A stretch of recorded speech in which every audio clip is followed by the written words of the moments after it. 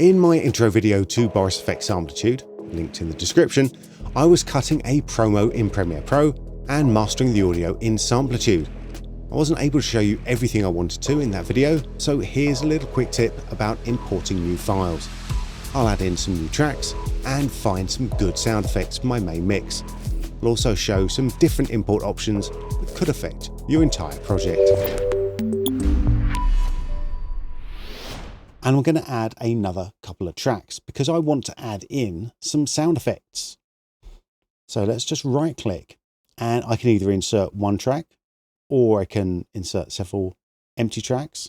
So this will insert them wherever I have a track selected, or I can just add several empty tracks to the bottom of the line.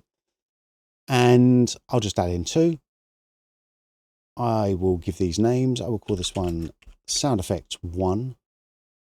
I will call this one Sound Effects 2. And let's find a place where we need some sound effects. Every promo needs a whoosh or two, I think. There we go. Let's have a zoom the window up a little bit here, and let's use the bottom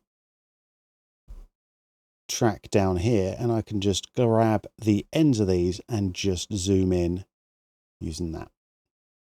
Now there are several different ways of bringing in other files. The easiest one for me is to just come down to the bottom and open up our files here, and this will open up our main Windows Explorer, and I can go to the place where I've got all of my whooshes, and if I want to preview any of these, I can have it selected, come up to the top left in the files and click on the play button. Woof. If I want to auto play, I can just click on the little lock, and now whenever I select a new track or new file. So how do we place this in? Well, we could just drag and drop, and that will load that file in. Let's hit cancel. I could also double click, and that will also load that in. Loading it in will give me a few options, especially the first time we ever do this. We can load in multi-track files into a folder track. We can load left and right files in as stereo. Well, here it's already a stereo file, so it's fine. If we're working with other file formats other than WAV, we can convert them to a WAV, and we can copy them to the main project directory instead of just referencing the version that's on disk. I'm just going to leave this with that load multi-channel files into a folder track, hit OK, and then it's going to come up with another warning. Your file might not do this. Mine does, because it's created at a different sample rate than the project. So the file is 44.1 kilohertz. The project is 48 kilohertz. What do we do here? We could convert the file. It will create a new file.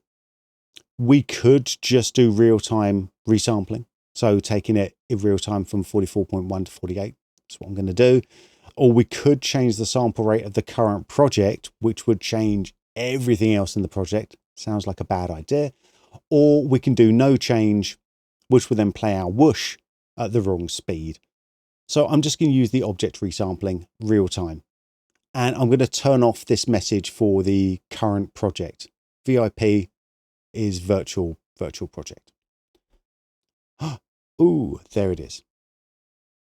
Play it back. It's a great way to simplify. Woof, in the wrong place, but it's there. So I'm going to go right to the very top, and I'm just going to scrub the toolbar at the very, very top until we see the transition coming in. And at that point, I'm going to grab the clip right at the very bottom, and I'm going to try and move it. And it's not moving. Why is it not moving? Yep, that's because we're still in the curve mode. Remember, we want to move things. We have to change our tool to the correct tool. What you'll also see as we drag this around is that it does snap to various objects. If we want to turn the snapping off, click on the time ruler, and we can turn snap active off there. And that means that I can just move that around to the sample level. Way to simplify. Nice. Excellent. Let's do one more of those. Again, just take right up to the very top and then scrub along to find the next area. Let's zoom out a little bit. There it was. and I'll use a different whoosh. Give me a deeper whoosh. Thank you.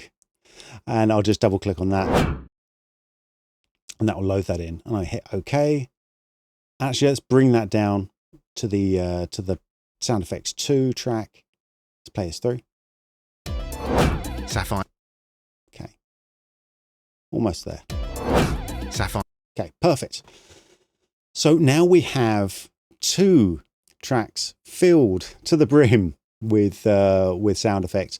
Imagine that I'd filled this to the brim with sound effects. It's going to make this a lot more fun.